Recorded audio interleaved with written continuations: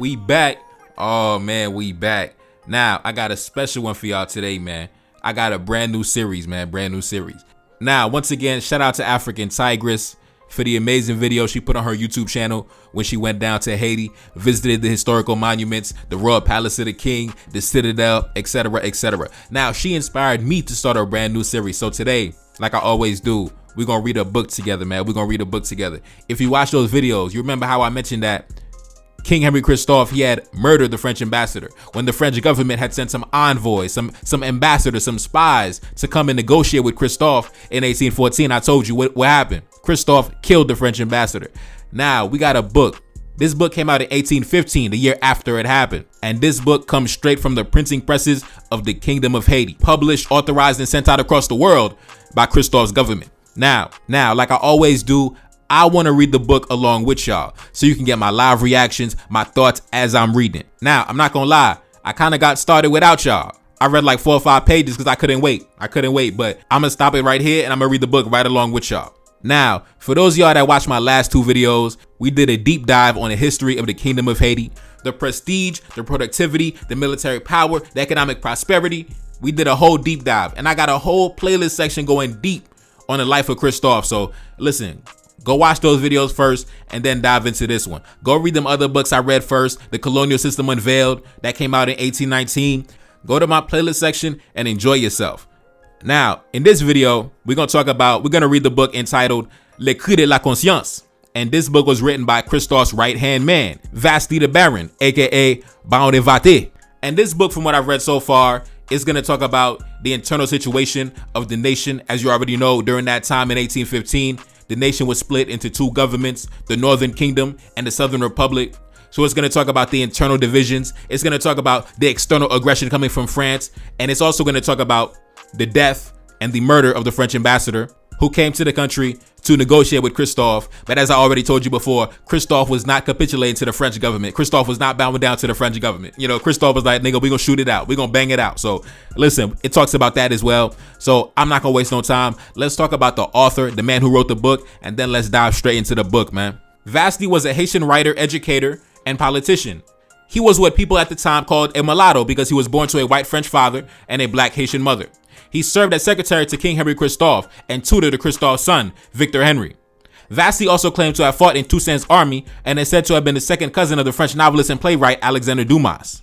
Now, unfortunately, we do not have any portraits, any paintings, any photographs of what Vastey may have looked like. The only thing we have is his coat of arms. As you can see, take a look up on the screen. As you can see, the coat of arms, the sword, and the shield.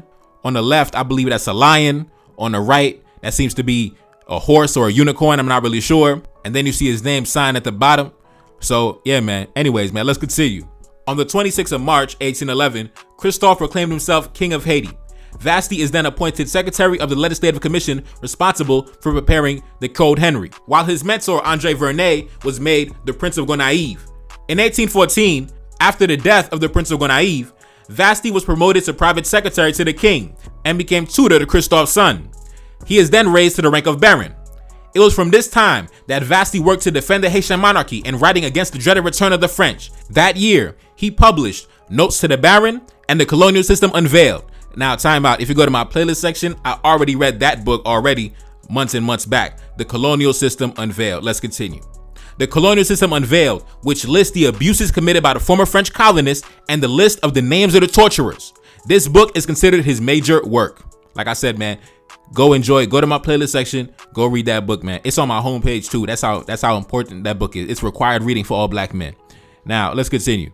In 1804, the year of Haiti's self-proclaimed independence, Vastey was head of the office for the Minister of Finance, Andre Vernet, under the government of Dessalines. In 1806, Dessalines was assassinated. Vastey remained under Vernet's secretary in the Department of Finance and the Interior. Vastey also exercised his talents against the Haitian Republic of the South, presided over by General Pétion. Now, listen, like I told you before, the government was split into 2 states. Up north, you had the Kingdom of Haiti. Down south, you had the Southern Republic of Haiti. So yeah, man, Vastey was writing against the Europeans, and he was writing against, you know, them half-white Frenchmen down south, you know, the sons of the white men. Even though he himself was a mulatto his goddamn self, but he still, you know, he was a real black man though, because he was in the kingdom. You know, the real black man was in the kingdom. You know, I'm sorry. The real black man was in the kingdom. Anyway, let's continue. not wasting no time, man. Part 1 of the audiobook. Let's dive straight into the book, man. Let's get it. Let's get it. As you can see, this is the cover page. Now, page 1. Let's go. Starting from the top, it says, Vastey the Baron, Secretary of the King, member of his Privy Council, tutor of His Royal Highness the Royal Prince of Haiti, to my fellow citizens of the western and southern parts. Truth never drowns. However deeply submerged, it always floats to the surface. My fellow citizens, entirely devoted to the service of my king, my country, and the defense of our rights. Can my pen be blunted against the poisoned shafts of slander? Can my voice cease to thunder against crimes and falsehood? No, my brothers. As long as I have a breath of existence, with the torch of truth in my hand, I will strike down vice, deceit, and hypocrisy. Happy if by my efforts I can contribute to the triumph of the homeland, justice in the most just of all causes. If the ears of the wicked are deaf to my voice, if their hearts remain closed to the accent of truth, justice, and reason, at least I have the sweet consolation of thinking that these internal principles will germinate in the hearts of good men. And by revealing the heinous crime, I will freeze the criminal's horrible conscience with fright, terror, and remorse. It is with this state of mind and spirit that I undertake to respond to a writing printed in Port-au-Prince entitled, The People of the Republic of Haiti, to Mr. Vastey and Limonade. It is in my private name that I will descend into the arena to respond to this piece made under the authority of General Pichon. And I will rectify the atrocious lies teeming amid these pompous ramblings. When one sees a vile traitor, the scourge of his country, covered in crimes and grinning at the blood of his fellow citizens, donning the attributes of Minerva and daring to claim to be sent by Providence to govern the Haitians, when one sees a coward, a turncoat, speaking the language of the brave and sincere man who constantly fights for the freedom and independence of his country and wanting to cover himself with the spoils, when one sees this chameleon transform into all forms, change character and sentiment according to circumstance, when one reflects on his actions and infamous conduct for an entire lifetime, on the dishonor he has brought to his nation and his country by trading the freedom of his brothers and his country with a vile spy, then expressions fail. The epithets of Moloch, Thersites, the eulogymen of archpriests are exhausted to paint for us this monster of hypocrisy. Then the writer, indignant, abandons himself to the impulse of his heart and the horror that his cause arouses from the audacity, injustice, iniquity of the usurper, takes up the pen and the axe of Hercules to strike down the horrific hydra that devastates the homeland. Now, time out. In that section of the video, in that section of the book, I should say, Vastey was taking his aim directly at General Alexander Pichon, the leader of the South, the president of the South during that time, the Southern Republic of Haiti. It's crazy, man. And keep in mind, Vastey himself was a mulatto, but he was going, guns blazing on Alexander Pichon in this book, man. Anyway, let's continue. What man can write and discuss such horrors? What Haitian, what human being whose eye is not tearful, seeing the calamities that the Civil War has afflicted us? Who is the one who does not feel their heart and eyes weep at the sight of these evils? Do we have hearts of bronze to be insensitive to our misfortunes and our own interests? Can we push blindness to the point of forgetting that we are the children of the same homeland, brothers who still hear, despite our civil dissensions, that we are considered Haitians? Such is, however, the dreadful character of immorality and the spirit in which Pichon's writings are composed, something that I will prove beyond doubt. If I sometimes get carried away beyond the rules of moderation and the cause that I have to defend, I will find my excuse in your hearts. You will attribute it only to the hatred that any good man must have for the enemy of rest, happiness, and the glory of his nation. I was convinced in advance that Pichon, to divert the darts thrown against him, would resort to trickery, which is natural to him, and take the vile path of perfidy to make people believe that I harbor this vile ambition, this enemy of my country. I would beware of falling into his trap and of confusing my compatriots in the same category of this iniquitous being. It is against him that I will continue to sharpen my arrows. May they reach his heart and bring him terror and death. Now, time out. Listen, the rivalry between the Kingdom of Haiti and the Republic of Haiti, it was not a game, bro. It was not a game. It was really, it was really like that. They was really like that. Let's continue.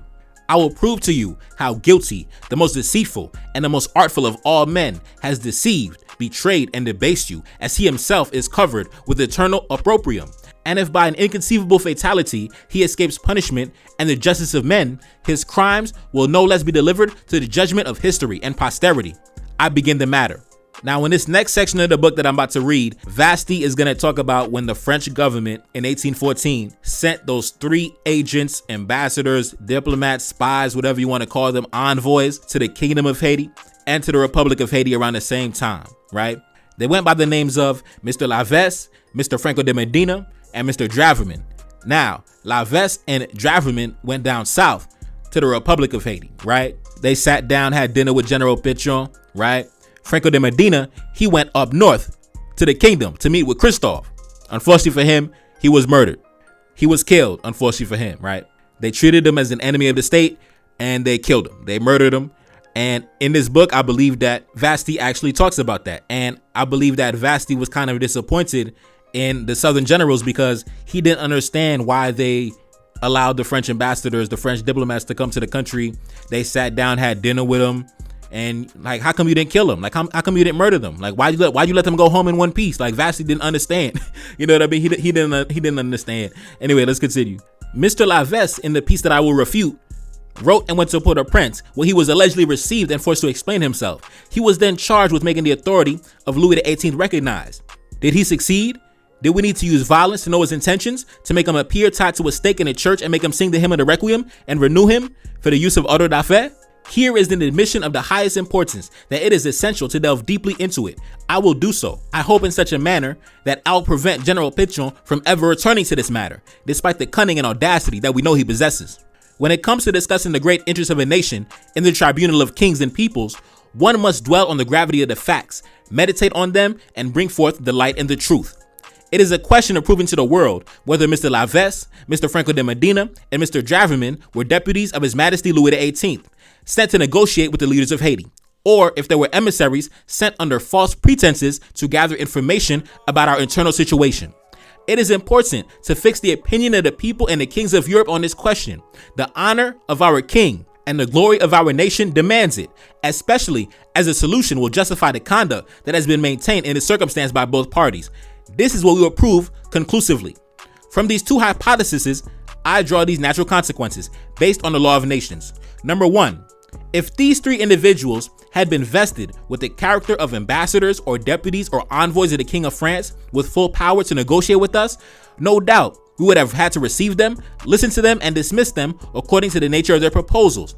For it is not permitted to propose to a nation without violating the respect due to the rights of men to renounce freedom, to take on the chains of slavery, or at the least see its race exterminated. In this case, one must not punish the one who has the audacity to make such proposals, unless he himself feared violating the sacred rights under this principle received from the law of nations. Whoever abuses his privilege renders himself unworthy of it and merits losing it. Number two, if these three individuals, under false pretenses, have entered the kingdom without being vested with the character of envoys, they should be considered spies, and their fate is pronounced by the laws of the nation. Having now established these consequences, let us now examine the nature of the mission of these three individuals, the character they were vested with, which authorized them to negotiate with the chiefs of Haiti, and what their conduct towards the chiefs of Haiti and the Haitian people has been. These questions are resolved conclusively by the secret instructions of Mr. Laveste, Medina, and Draverman, found on Mr. Franco de Medina. This official document, signed by the hand of Mr. Malouet. Now, time out. Mr. Malouet, that was the minister of the Marines for the King of France, right? That was the minister of the Navy, etc., etc. Basically, the minister of war also. Now, let's continue.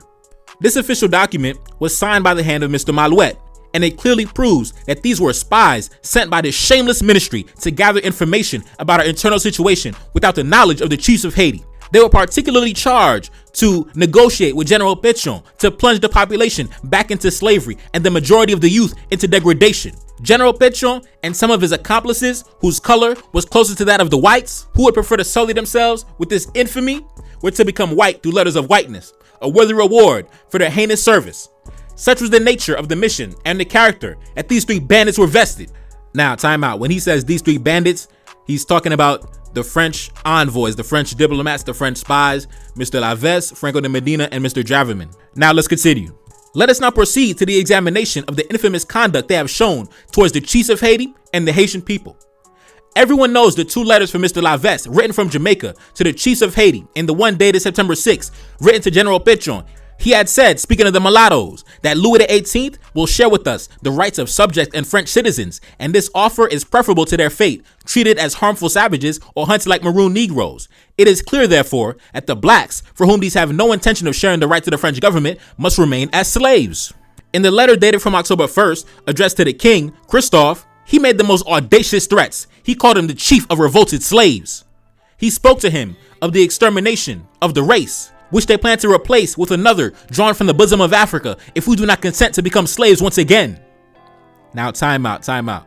They said King Louis XVIII had threatened Christophe and said that if you do not capitulate, we'll simply exterminate the entire nation of Haiti. We'll exterminate the entire race that's on the island, and then we'll replace them with a new population, a new batch of blacks drawn from Africa. The disrespect, man. The disrespect. I mean, listen, Christophe had no choice but to kill the French ambassador at that point. I mean, just for your respect, you got to kill this dude now. Like, bro, I'm sorry. Like I ain't want to do it to you, but I got to do it to you. I got to do you, bro. I got to do it to you. Let's go. From such revelations, of which there are no examples in the history of the world, I now ask, at the tribunal of nations, I ask you yourselves, my compatriots, what should have been the conduct of the chiefs of Haiti, sentinels placed to watch over the maintenance of the people's rights, their freedom and independence, even the preservation of their very existence? I ask you, what was the conduct our chiefs should have had towards these spies? I take the criminal, police, and security laws of all nations, and we see that the crime of espionage is punished by death. The Code of Natural Justice, which does not vary, tells us that it is not permissible to go against the laws of justice to defend one's rights by the same means used to attack them. By the law of nations, which is the same as natural law, it is not permitted for one nation to propose to another nation to choose between slavery and death. The most odious tyrants have never dared to make such proposals. By the law of nations, related to ambassadors, it is a universally received principle that whoever abuses his privilege becomes unworthy of it and merits losing it. The law of retaliation orders that the guilty suffer the same harm they cause, that one eye be put out for an eye, put out for another. The murderer be punished by death. The false accuser, the false witness, receive the same punishment he wanted to inflict on the one he accused. Christians do not follow this law of pagans, but it is no less conformed to natural justice. So by the laws of all nations, Mr. Lavesse, Mr. Medina, and Mr. Draviman should suffer the ultimate punishment as spies and for having wanted to violate our most sacred rights, justice being the most sacred. Let us now examine, according to our laws, what were the obligations of the chiefs of Haiti towards the Haitian people and how they have followed the fundamental laws of the state. I take the act of our independence, the formula of the celebrated oath, which we pronounced when we took this resolution, is thus conceived. We swear to posterity, to the entire universe, never to capitulate to France, and we would rather die than live under her domination. The formula of this oath that His Majesty, the King of Haiti, took upon his ascension to the throne is thus conceived. He said, I swear to maintain the integrity of the territory and the independence of the kingdom, to never suffer under any pretext whatsoever the return of slavery or any measure tending to enslave the liberty and the exercise of the civil and political rights of the people of Haiti, to maintain the irrevocability of the privileges and goods of the kingdom, to govern in the interest, honor, and glory of the great Haitian family whose head I am. End quote. Generals, senators, people of the West and the South, take your constitution, read the formula of Pétion's oath and the articles of the law concerning his crime, and see now if he could have had criminal ties with a spy and bargain with him to the shame and ruin of his fellow citizens. In defiance of the laws of nations, of your own laws, of the national honor insulted by a spy, this spy dared to present himself among you, O abominable crime, O effaceable shame. The one in whom you had placed all your trust, the defense of your honor and your rights, welcomed this spy as the deputy of His Majesty Louis XVIII, qualified him as such in his acts, gave him honors, and stipulated with him in your name dishonorable conditions that tarnished the glory of the Haitian name. And to complete his outrages towards you, he cunningly tried to make you do what you should have done by covering you with infamy. Now time out. In that section of the book, once again, Vastey is firing off shots towards General Alexander Pétion and the generals of the South. Now let's continue. A traitor, a spy, Franco de Medina tried to infiltrate the kingdom. We forced him to exhibit his papers, his powers, as is the practice among civilized nations. He could not present them, so we arrested him, and we found on him indisputable proof of the mission of villainy and treachery that he had collectively undertaken to execute in concert with his accomplices, Pétion, Mr. Lavesse, and Mr. Draviman. With an inconceivable infamy and audacity, General Pétion dares to defend his accomplices and accuse us, his crime discovered. He should at least hide, be silent, and make himself forgotten, if it were possible, but far from it. He wants to obscure our glory and slander our conduct. Who could imagine the glory that Christophe has covered us with in this circumstance? Who could take away the part of the glory that shines in each of us? Is it Pétion, the accomplice of those vile spies? The king in this circumstance has behaved according to the laws of nations and the laws of his country with wisdom, justice, and fairness. He has proven to the world that he is determined to respect the rights of sovereigns and peoples. He also wants these same rights to be respected towards him and the nation of which he is the chief and the father. He defended his national honor when he was attacked by Mr. Laves. He convened with the members of the Privy Council and deliberated upon the content of this letter and the measure that the council would take for the salvation of the people. We did not hesitate to avenge humanity, justice, and our outraged rights. We faced atrocious and bloody threats from our tyrants. We preferred to be exterminated rather than cease to be free and independent. We avenged the souls of our brave companions who gloriously died for liberty and independence, the souls of our fathers, our brothers, our sisters, victims of the French savages, their lies, their hypocrisy. And when our enemies saw us triumph, they cried out for vengeance. Vengeance, and you proud tyrants, what have you done?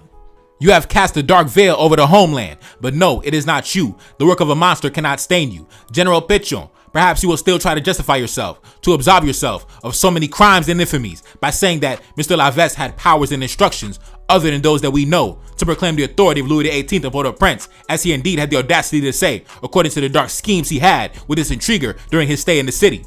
If this assertion were true, in that case, Pichon should have seen and examined the powers of Mr. Laves before entering into communication with him. No doubt, when he convened the Assembly of Generals and Magistrates, he submitted these important pieces for the salvation of the people. This is what I have the honor to demand from the signatories of the peace that is now being refuted. Did Pichon submit to them the powers and instructions of Mr. Laves? Were you aware of it? If Pichon did not submit these pieces, he is doubly criminal. First, for not doing what his duty required him to do, and then for making you answer for facts you do not know, of which you cared so much to know. On the other hand, if you are aware of the instructions and powers of Mr. Laves, why did you not submit them to the people and to the army? Charged with the great interest of the people, your responsibility, your duty obliged you to do so.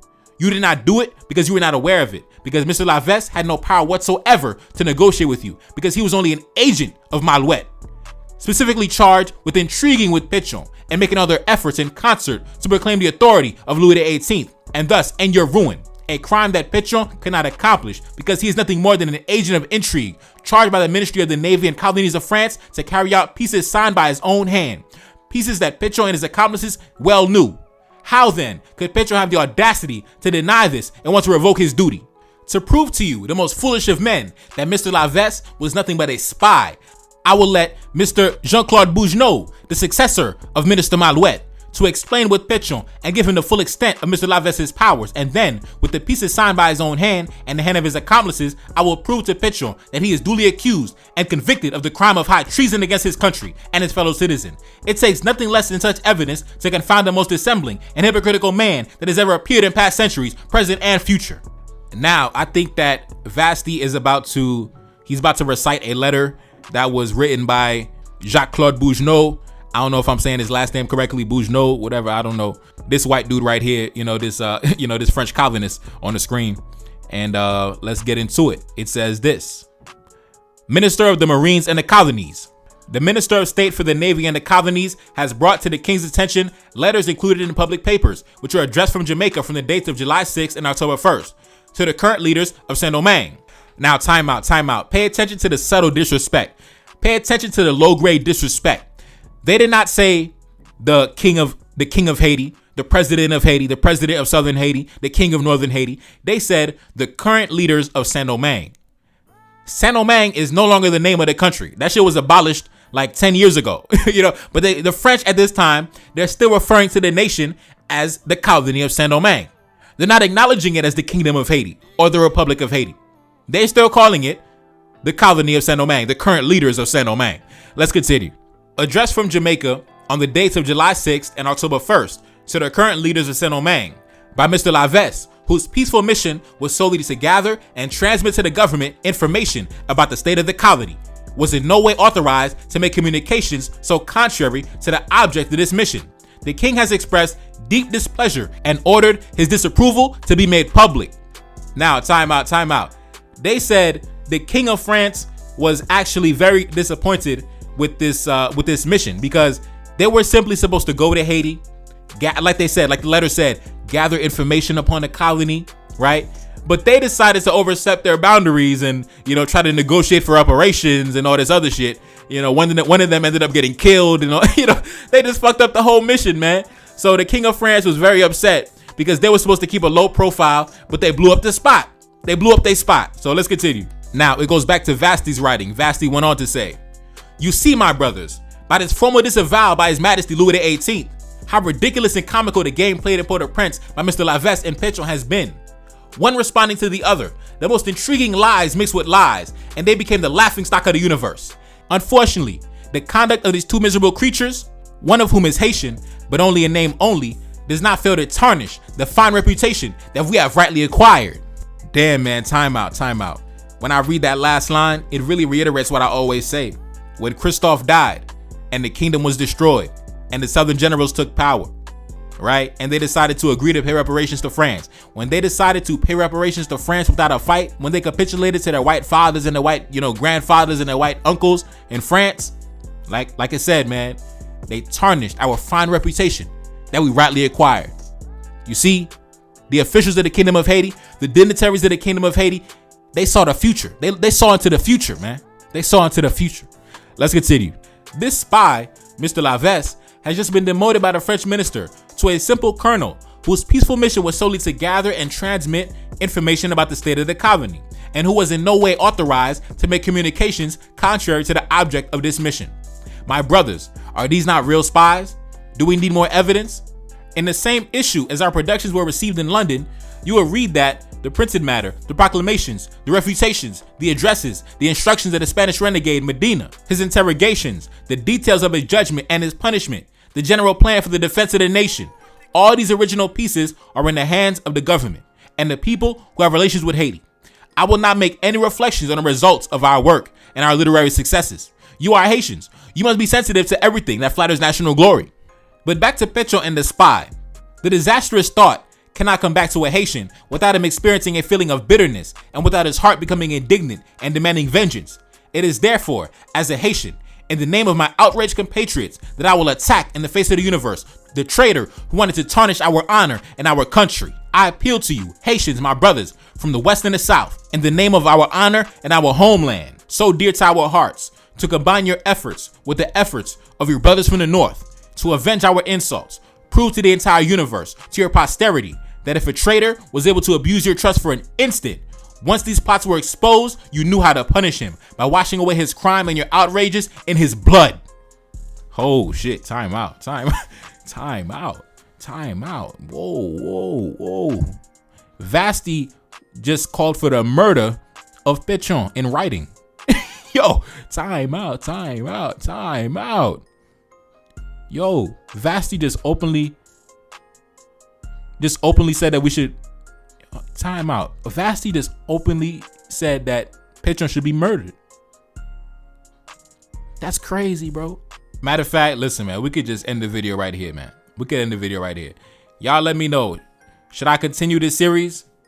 Should I read the whole book? Y'all let me know, man. Y'all let me know. And like I said, Cash App in the description. Show your boy love. Show me how much I want the rest of this book, man. Support the channel, man. Support the platform. Ain't nobody bringing you this type of content, man. One of a kind, man. Ain't nobody doing it like your boy, man. Ain't nobody doing it like me, man. Support the platform. Support the channel. Cash App in the description. PayPal in the description. Show love to the channel, man. Album is out now. Support the album, too. We out. No. Feel like I'm 75. Know that your team be full of them traitors, you know that can never be mine. I'm grabbing a thought when I drive. I'm back in my zone and we on. She said that she ready to come be my wifey and hoping I don't do her wrong. I gave her my word and it's bond. I'm whipping the best like a lamb. I'm eating no chicken and lamb. Accustomed to call me the man. I never be up on the gram. I'm keeping that way undercover. She want me to tell her I love her. I told her I'm breaking the rules. I told her we making the news. Back in my city, they loving me. Standing alone, I'm 100 deep. Enemy plotting and still in reach. They trying to make sure that we underneath. Trying to make sure that we never make it. Coming for power, come get acquainted. Coming for everything that I wanted. Feeling like Drake, but I really wrote it. Feeling like Kendrick, I'm checking names. Gotta roll up while I go insane. Got so much stress, I been gained weight. Stuffing these racks in this Louis case. One thing for certain, I'm about to check. Keep it 100 and nothing less. Stick with the family since day one. Had to stay down till my day come. Had to stay down, but I'm never patient. Hop on the mic and I'm motivated. Hop on the mic and I drive a classic. Haters can't see me, they copping glasses. Back in the studio making magic. Got a new tape and it's in production. Back on my business, I got a I'm out in public, feel like I'm 75. None of your team be full of them traitors, you know that can never be mine. I'm grabbing a thought when I drive, I'm back in my zone and we on. She said that she ready to come be my wifey and hoping I don't do her wrong. I gave her my word in this bond, I'm whipping the best like a lamb. I'm eating no chicken and lamb, accustomed to call me the man. I never be up on the gram, I'm keeping that way undercover. She want me to tell her I love her, I told her I'm breaking the rules, I told her we making the news.